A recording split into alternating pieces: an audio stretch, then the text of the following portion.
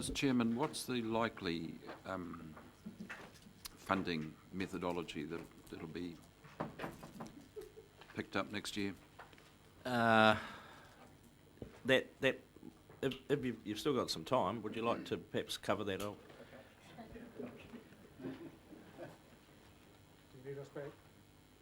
So the outcome of the funding review beyond 2016 is that there will be shared funding mechanisms from the Crown and the three industry groups, dairy, beef and deer. So they will carry on and fund the program. The proportions of that have yet to be calculated. That's as with all of the funding, it's those parties that actually decide the shares that they are able to or willing to pay. So the industry groups will collect a levy? Yes, as they currently do, but yeah. What that level will be is yet to be determined. Thank you. Thanks. Right.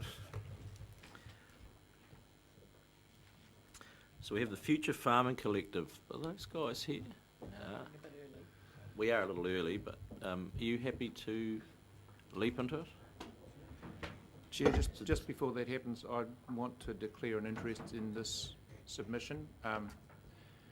You will recall a conversation that we had, not a conflict of interest, but an interest, a conversation that you and I and Councillor Belford had some months ago regarding the need to address some of the issues that we face with hill country erosion and low performance of some of the iwi land and so forth. And you challenged us to go and, as you put it, quote, put some meat on the bones. So we went out into the farming community and suggested that they come up with some proposals to address some of the issues that we raised with you, and this is a consequence of that. Well, Mr. Chairman, this is part 2, and it's page 22. Part 2, page 22. Very long.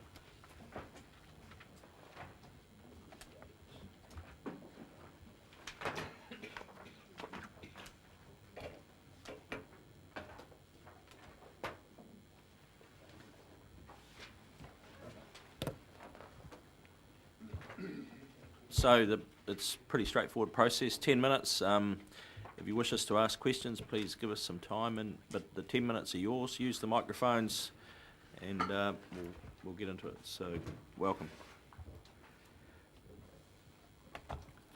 Well, good morning, Chairman and Councillors, and thanks very much for hearing our submission today.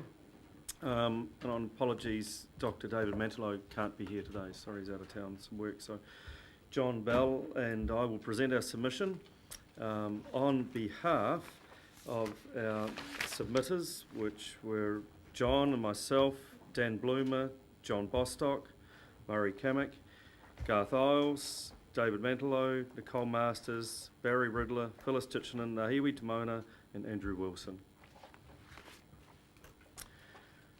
So, just declaring conflicts of interest as well too.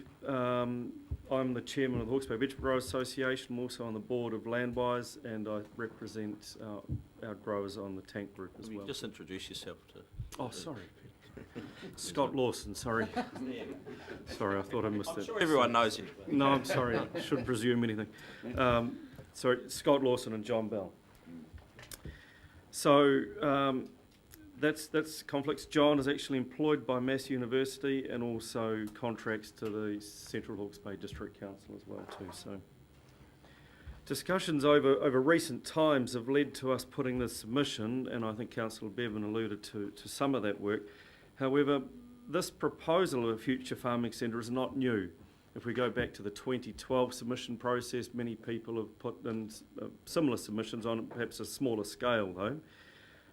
And it's a collaborative approach really in lots of different things. There's many things working out there at the moment.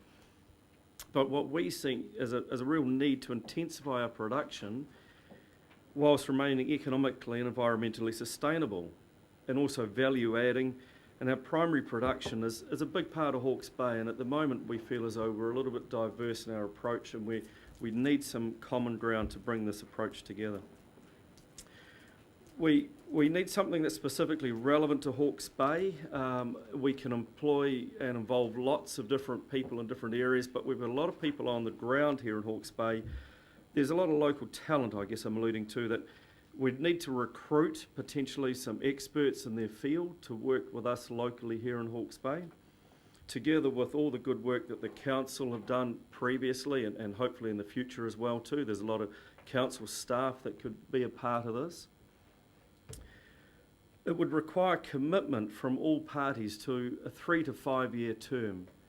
And the reason I say 3 to 5 years is that if we're going to put this together as part of a wider systems approach, we're going to need to bring people into Hawke's Bay, because we don't have all of the answers here, but what we do have here, we have the ability to get traction on the ground using local people with experts locally and from out of town as well too. And by out of town I mean as far afield as around the world and internationally as well. And it needs to have a strong institutional base with funding from industry, TLAs and central government as well too. And I don't believe it's necessarily the role of the regional council to fund it wholeheartedly, nor to drive it wholeheartedly as well too. But what we're asking for in our submission was very much the seed funding to enable us to get this initiative off the ground. So it doesn't need to be a regional council initiative, but it does need support from regional council in that particular role. So as a community, we believe we need to meet increasing environmental demands, and we're under such things as Plan Change 6. We need a lot of development work to go into the farm environmental management plans. We need a lot of local research work to be done. And this is the way that we see a collective approach in such an institute such as a Future Farming Centre. I'll hand over to John. Karen. Thanks very much, Scott, and thank you very much for the opportunity to address you. And thank you very much for the opportunity to address you today. Mindful of time, there's just a number of points that I'd like to reiterate. The first is that the proposed Future Farming Centre is a vehicle for initiating changes in farming practices that we need if we're going to have a more sustainable, more environmentally and economically successful farming industry in Hawke's Bay. So it is a vehicle for change. And this proposal that's before you is the result of an industry initiative and a consultative process within the agricultural industry. And we acknowledge the need for continuous and wide consultation with the agricultural industry. And you will see that we have already consulted quite widely, and we applaud the pan-sector group and what it's been doing. That is a consultative mechanism. We see this as meeting the need to act now and actually create a vehicle to initiate and encourage and support change. So we have consulted, we'll continue to consult, but we're now at the stage where we need a vehicle for change. And in the same way that the Hawke's Bay Regional Council has supported the establishment of industry organisations such as Hawke's Bay Tourism and Business Hawke's Bay, we're asking the Hawke's Bay Regional Council to provide seed funding for a similar organisation to facilitate change, growth and development in what is Hawke's Bay's most significant and largest industry, the agricultural industry. We need to, I don't think there's any doubt that we need to improve our sustainable performance of our agriculture industry and keep up with changes. The thing is, it doesn't happen fast enough if we wait for it to happen spontaneously. And we've got facing a number of issues, not the least of which is Plan Change 6 and shortages of water and so on. And we need to front foot the industry for the problems that are already here and we're facing in the future. So spontaneous organic change won't happen fast enough. The Hawke's Bay Future Farming Centre is needed whether or not Ruataniwha Water Storage Project goes ahead. Now, I have previously addressed you and you know that I support the Ruataniwha Water Storage Project. I just asked you to imagine what would happen if when we get that across the line the farmers don't get up to speed fast enough. And it'll be the Hawke's Bay Regional Council wielding the big stick over non-compliance, and it will be just a continuation of a battle that's already been long fought.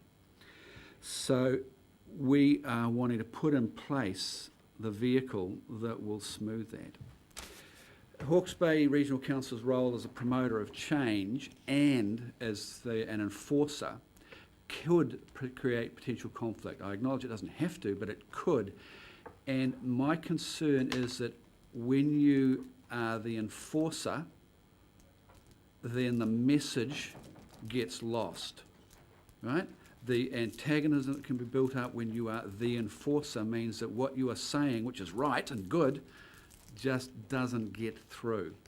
And so having an organisation which is clearly, aligned to the Hawke's Bay Regional Council, but facilitating the change allows that message to get through without being sort of confused with the enforcement side of it. We also see 1,000 farm environment monitoring plans as a huge opportunity, too big an opportunity to miss. We need to make that a really positive exercise so that farmers, and when we say farmers, we mean orchardists and so on, just growing things on the land.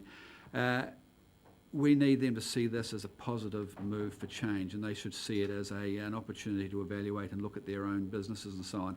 Because if we don't make that happen in that way, they're just going to look at it as another tick the box, pay the money, get it out of the way, put it on the shelf.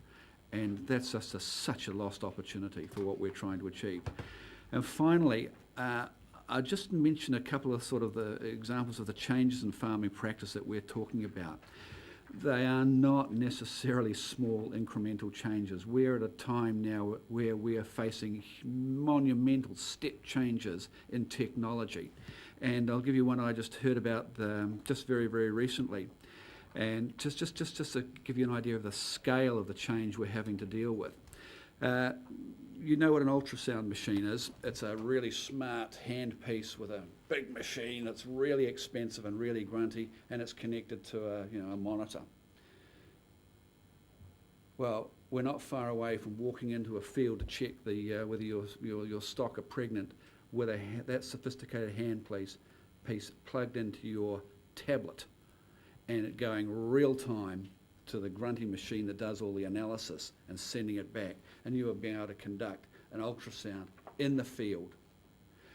Technology is moving so fast, and as a result of that, we cannot afford to not be on the front foot. We can't miss an opportunity to make it happen. Mr. Chairman, thank you. Thank you. Thank you, gentlemen. We're out of time, so thank you very much. Thank you. It's their time, and they chose to use it as they did. So thank you, guys.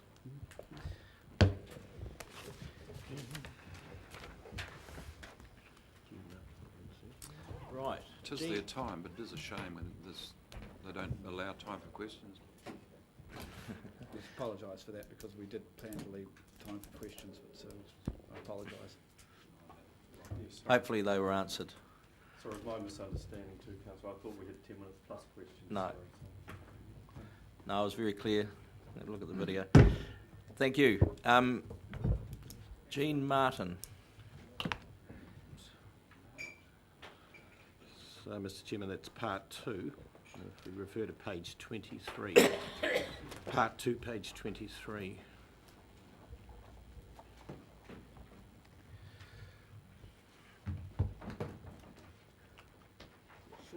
How are you, Jean? Oh, thank you. Look better than you by the sound of it. Dog tucker. Hope the lurgy's not going through the concrete. No, none of that. So, are you Federated Farmers at the same time? We're one after the other, but our submissions are pretty aligned. Very similar, so you're happy to go together? Well, what? Jean's going to talk specifically to So PD. please leave us some time for questions, because it is, as you've heard, it's frustrating when we can't ask questions, so. Yeah. Okay. Thank you. Right. My name's Jean Martin. my husband and I farm in the Wairoa district up on Cricklewood Road. My submission, if you've read, is about that we are concerned. We were sent out 2 letters, as you would have seen, last year. One was the 29th of July and the other one came shortly afterwards, to say that the Hawke's Bay TB3 were no longer going to be funding the possum control program, and that the farmers, it was up to the farmers to fund their own possum control. And the same thing came across from Hawke's Bay Regional Council. I was quite happy with that. Well, we were quite happy with that. The righto, that means we don't pay any more rates. We just pay for our own possum control. Hello, along comes the rate demand, and we pay the rates as well. So that's my point, is that our rates for our pest control, $1,166.84 per year, and then on top of that, we will be paying a contractor, I presume, because I don't think we can just go and get the kids next door with a 22. I don't think it's allowed to control the possums. And so, and by saying that, that means we're actually paying twice. We're paying once to the council with the rates, and the other to fund the possum control. And I object. And I'm not a cash cow. We've been farming since 1971. We're not cash cows, Benton, or anybody here. We're sheep and beef farmers. We make a living. We've reared and educated our children, and we've almost, well, I think we have paid off our mortgage after 44 years. So we do object to that strongly. And I am also concerned that when I got this Friday, which is only 2 days ago, down in when you could summarise my submission, that they said down the bottom here, Jean Martin's comments result from a misunderstanding. What misunderstanding? Also, always say Jean Martin's farm. As I said, it's not Jean Martin's farm. It's WJ and MJ Martin's farm.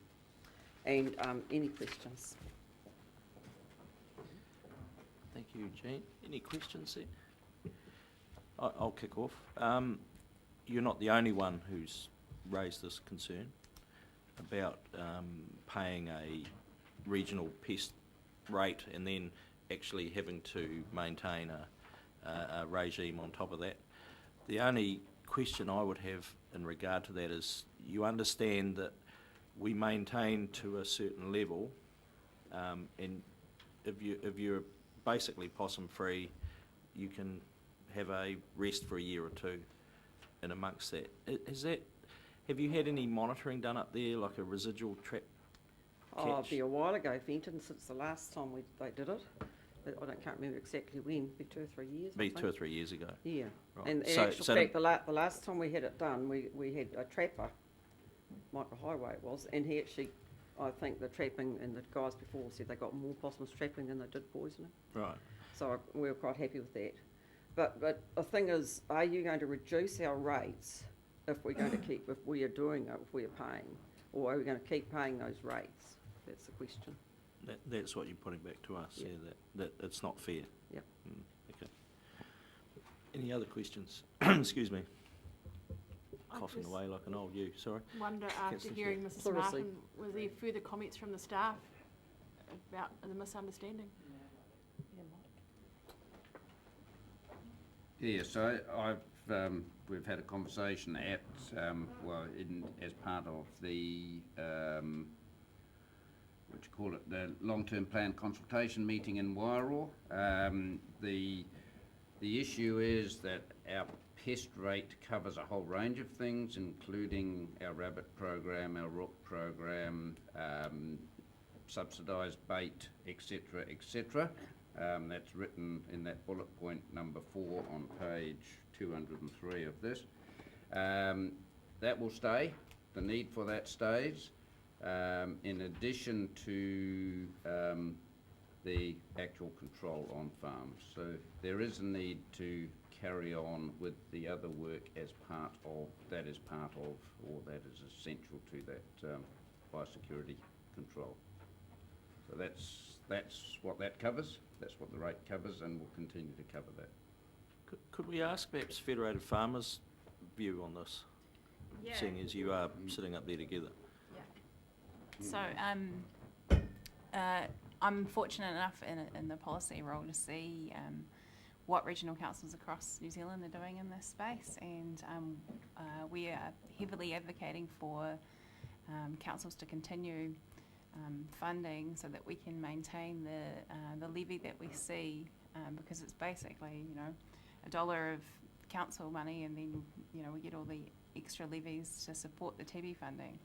So that's in a national position where we are, but it's a little bit different here because I understand that the contract isn't due to expire till next year, and so we kind of thought, wow, this is a win where we don't have to fight for anything here. But there is massive, I guess, confusion about what's going on in the space, and because of the consultation that has been provided, both the written and also the consultation that we've had out on farm and these meetings, I guess the message hasn't been clear in terms of what actually is happening. So that's the biggest concern from a Federated Farmers perspective, is that our members don't 100% understand what's happening in terms of what their money is going to, and they don't understand what is happening in terms of the TB funding and whether or not we're going to continue to get that levy, which they see as massively beneficial.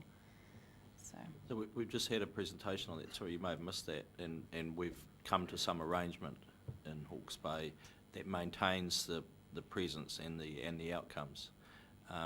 But in this particular instance is around our own possum control program, if you like, and the point that's been raised is we charge a levy for maintaining the systems, the research, all that sort of stuff. But then on top of that, the farmer has to find a way of reducing the possum numbers on top. I think that's the main issue that Mrs. Martin's raised. So does Feds have a view on that? About the self-control? Yeah, the self-control, and should we be paying for it or should they be paying for it? Yeah, there is a certain amount of concern about as Jean's pointed out, and we've reiterated in our submission, about the doubling up. So our members certainly feel like they're paying twice. So, I mean, when you think about how much it costs to maintain pests on your own property, it's a huge amount of manpower, and I mean, farmers do it off their back generally anyway. But and then feeling like they're having to pay to do that as well. So yeah. Chair, I absolutely understand the issue that you're raising here, and I just want to seek a clarification, if I could, through you to Mike again. If you like, Hawke's Bay falls into the land here falls into three categories. Parts of the land where we are doing eradication, parts where we've completed an eradication program and it's now up to the farmers to do it, and then parts where we haven't implemented an eradication program yet. Are you saying that there is a uniform pest control rate that's applied over all three of those categories? I think we're now down to two areas of land. Basically all productive land within Hawke's Bay, or pretty much. I mean, there is a small portion that's not, but generally all productive land in Hawke's Bay has low possum numbers now. And that's either as a result of the Animal Health Board program or as a result of Council's own program, which is funded through these rates.